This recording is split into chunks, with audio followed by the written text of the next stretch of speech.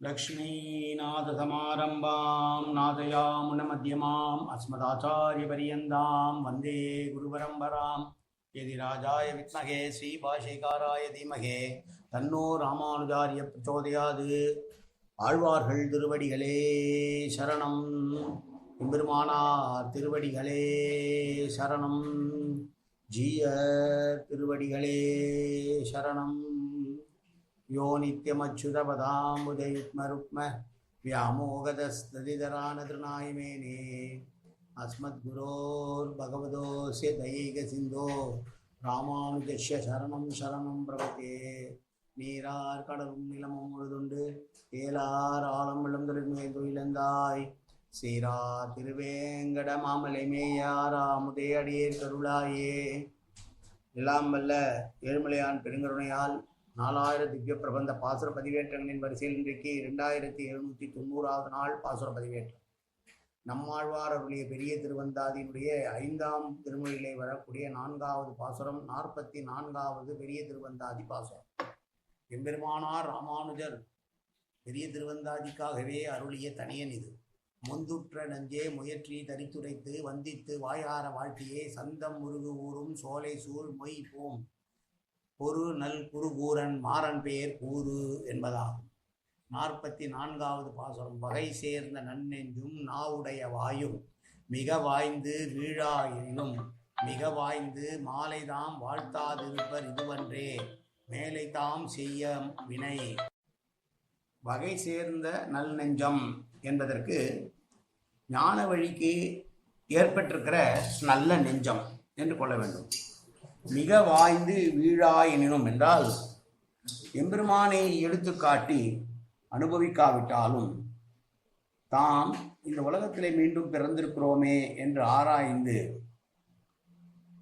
நாவுடைய வாயும் என்றால் எம்பெருமானை பேசுவதற்காகவே படைக்கப்பட்ட அந்த நாவோடு கூடிய வாக்கு, நாக்கோடு கூடிய வாய்.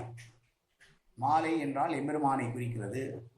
வாழ்த்தாமல் வாளாக இருக்கிறார்களே என்றால் எந்த காலத்திலோ இவர்கள் கெட்டுப்போவதற்காக செய்த பாவங்கள் தான் இன்றைக்கு இவர்களை இவ்வாறு செய்ய வைக்கிறதோ என்று தோன்றுகிறது என்று பொருள் சொல்லலாம்.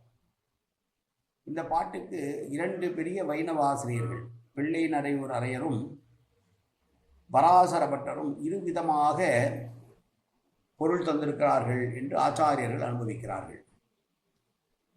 அரையர் சொன்னது என்னவென்றால், வகை சேர்ந்த நல் நெஞ்சம் என்பதற்கு எம்பெருமானுடைய ஏதோ ஒரு குணத்திலே ஏதோ ஒரு சரித்திரத்திலே ஈடுபட்டு அந்த குண விசேஷத்தையே கொள்கையாக கொண்டு புகழ்ந்து கொண்டிருக்கிற நாவோடு கூடின வாய், அந்த பெருமானுடைய எல்லா குணங்களிலும் எல்லா சாஸ்திரங்களிலும் பொருந்தி மேல் விழுந்து அனுபவிக்காவிட்டாலும் எப்படியாவது கஷ்டப்பட்டு சகல குணங்களிலும் சகல சரித்திரங்களிலும் நெஞ்சு பொருந்தும்படி செய்து கொண்டு சர்வேஸ்வரனையே அனுபவித்து அவனையே புகழ்ந்து கொண்டு இருக்க வேண்டியிருக்க, அப்பாறு பண்ணாமல் இந்த சம்சாரிகள் இது ஏன் இப்படி இருக்கிறார்கள் என்றால் அவர்கள் முற்காலத்தில் செய்த பாவமே காரணம் என்று அரையருடைய நிர்வாகம்.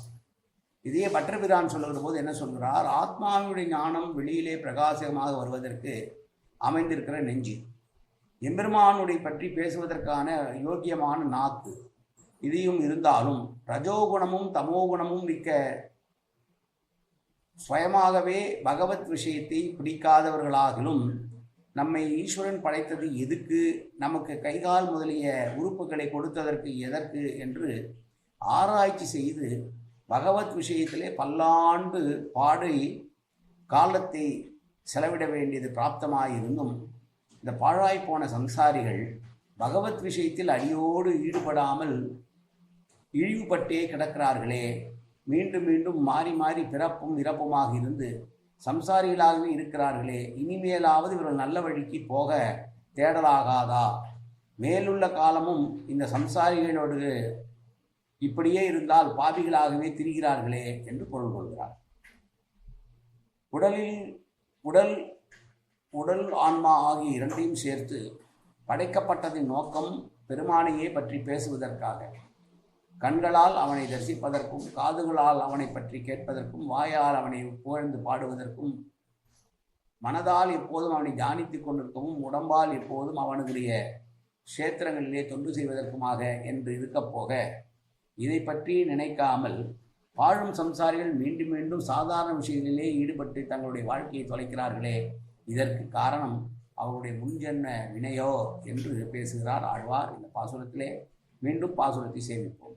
வகை சேர்ந்த நன்னெஞ்சும் நாவுடைய வாயும் மிக வாய்ந்து வீழா எனிலும் மிக வாய்ந்து மாலை தாம் வாழ்த்தாது இருப்பர் இதுவன்றே மேலை தாம் செய்யும் வினை. காயேன வாச்சா மனசேந்திரியர்வா உத்யாப்தனாவா பிரகதேது சுபாவாது கரோமி எந்தது சகலம் பரஸ்மை ஸ்ரீமன் நாராயணாயேதி சமர்ப்பயாமி. உடலாலும் உள்ளத்தாலும் வாக்காலும் சகலவிதமான பாவங்களும் தோஷங்களும் நிறைந்ததாக உலகத்தில் இயல்பிருந்த போதிலும் அடியேன் செய்கிற நல்வினையோ தீவினையோ அத்தனையும் உன்னுடைய கமலமலர் பாதங்களில் சமர்ப்பிக்கிறேன் கண்ணா. காத்தொருள்வாய் கண்ணா, ஏற்றுக்கொள்வாய் கண்ணா. எப்போதும் திருநாமம் கண்ணா கண்ணா கண்ணா என்று என் நாவில் வருவதற்கு அருள்வாய் கண்ணா.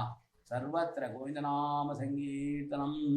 கோவிந்தா கோவிந்தா கோவிந்தா கோவிந்தா கோவிந்தா கோவிந்தா கோவிந்தா கோவிந்தா கோவிந்தா.